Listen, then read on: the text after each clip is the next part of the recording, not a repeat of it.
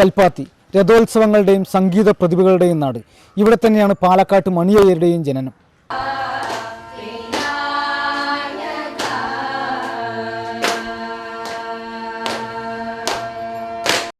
Retired deputy collector P വിജയാംബികയാണ് ഇവിടെ കുരുന്നുകൾക്ക് സംഗീതം പഠിപ്പിച്ചു കൊടുക്കുന്നത്.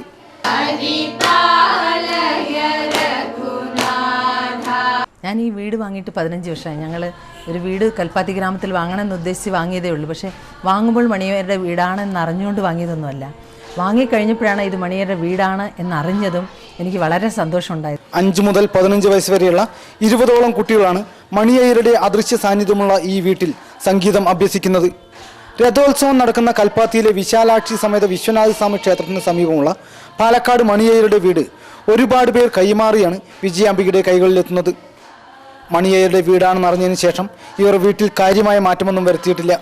മണിയയ്യർ സാധകം ചെയ്തിരുന്ന മുകൾ നിലയിലുള്ള ഹാളും ഇവർ വൃത്തിയായി സൂക്ഷിക്കുന്നുണ്ട്.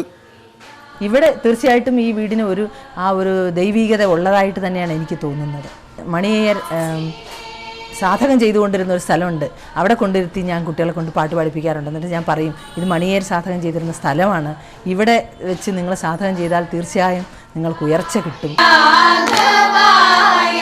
ഒരുപാട് സംഗീത പ്രതിഭകളെ സൃഷ്ടിച്ച കൽപ്പാത്തിയുടെ സംഗീത പാരമ്പര്യം ഇവിടെ അവസാനിക്കില്ല എന്ന് തെളിയിക്കുകയാണ് ഈ കുരുന്നുകളുടെ ശബ്ദം. G Prasad Kumar, Amrita news, Palakkad.